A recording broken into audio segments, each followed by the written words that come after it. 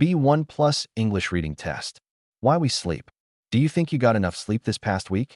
Can you recall the last time you woke up without an alarm clock feeling refreshed, not needing caffeine? If the answer to either of these questions is no, you are not alone. More than a third of adults in many developed nations fail to obtain the recommended 7 to 9 hours of nightly sleep. I doubt you are surprised by this fact, but you may be surprised by the consequences. Routinely sleeping less than 6 hours a night weakens your immune system, substantially increasing your risk of certain forms of cancer. Insufficient sleep appears to be a key lifestyle factor linked to your risk of developing Alzheimer's disease.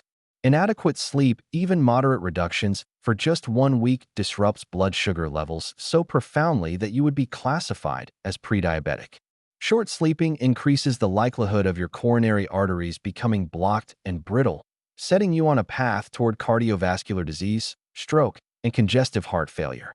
Fitting Charlotte Bronte's prophetic wisdom that a ruffled mind makes a restless pillow, sleep disruption further contributes to all major psychiatric conditions, including depression, anxiety, and suicidality. Perhaps you have also noticed a desire to eat more when you're tired? This is no coincidence. Too little sleep swells concentrations of a hormone that makes you feel hungry while suppressing a companion hormone that otherwise signals food satisfaction. Despite being full, you still want to eat more. It's a proven recipe for weight gain in sleep-deficient adults and children alike. Worse, should you attempt to diet but don't get enough sleep while doing so, it is futile, since most of the weight you lose will come from lean body mass, not fat. Add the above health consequences up, and a proven link becomes easier to accept. Relative to the recommended 7 to 9 hours, the shorter your sleep, the shorter your lifespan. The old maxim, "I'll sleep when I'm dead," is therefore unfortunate. Adopt this mindset, and it is possible that you will be dead sooner and the quality of that shorter life will be worse.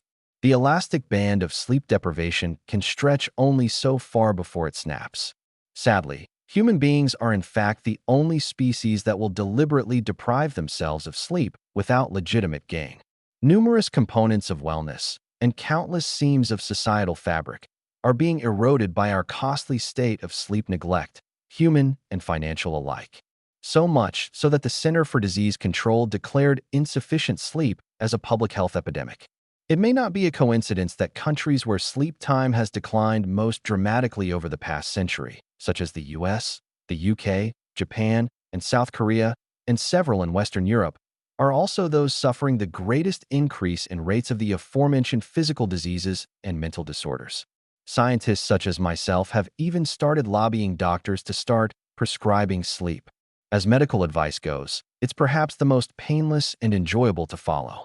Do not, however, mistake this as a plea to doctors to start prescribing more sleeping pills. Quite the opposite. In fact, considering the evidence surrounding the deleterious health consequences of these drugs,